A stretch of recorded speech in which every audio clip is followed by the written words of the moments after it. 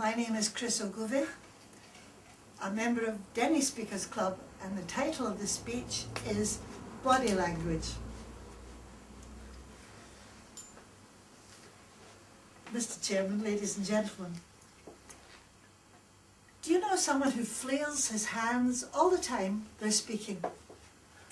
Some of that species live in Scotland, but mostly in the Mediterranean area. People not only express their feelings with their hands, they hunch their shoulders and raise their eyes to the heavens with a "Mamma Mia!" When involved in a road rage incident, their gestures couldn't be demonstrated here because of the camera, but most often seen as the Churchillian V sign, which was meant to keep up the morale of the people during the last war.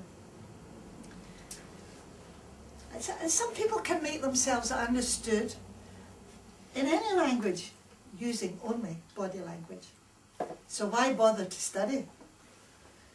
Tourists ought to learn the meaning of local gestures, as well as a few choice words, because what might be acceptable in one country is not always acceptable in another. And in fact, can even be called impolite. Now, assertive behaviour is more necessary today than ever, as people fight their way up the ladder to success, and people from all walks of life collapse under the stress of the bully's finger pointing straight at them and saying, "It's your fault."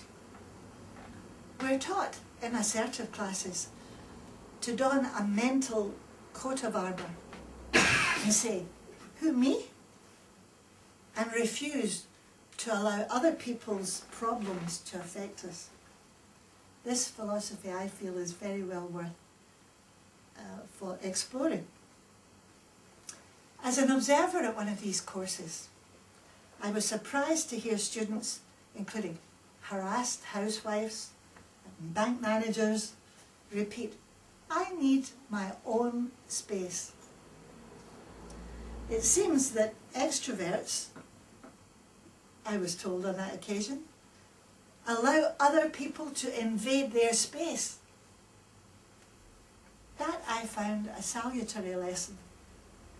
I always allowed other people to invade my space. We should be sensible to the vulnerability of other people and show awareness of the space they require. For myself, I was once unfortunate enough to be sat at dinner next to a lady who, in conversation, would dig me in the arm every time she was making a point. It started to get a bit annoying, you know.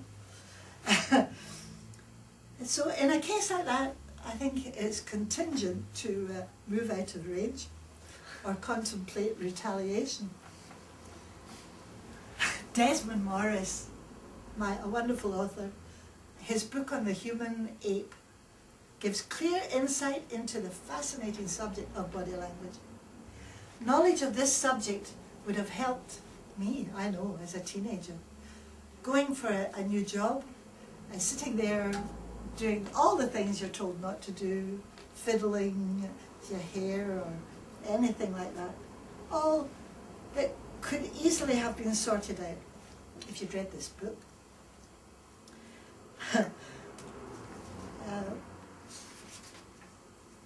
Morris maintains if we like someone, if we like them, we mirror their language.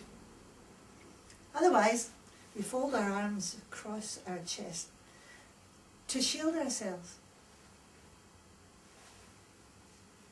In Paris, Marcel Marceau taught his students to mime everything and anything so that we laugh one minute and cry the next. But mime in classical ballet is more serious. Children learn in a beginner's class that to crook the little finger and say, "That means come here." Or to point the arm and say, "Go." And 5-year-olds do this. I watch my daughters many a time learning all these things. And writers and comedians observe. I'm really thinking of Billy Connolly, would you believe? He is a great observer of human nature. And we laugh at the clown who slips on a banana skin, perhaps because we've all experienced the ignominy of slipping and losing our dignity. Have you noticed on TV shows when people are shot, they cover their face with their hand, all to hide whatever it is that they don't want to show. Watch out, or you may give away your true feelings without knowing it and without saying a word.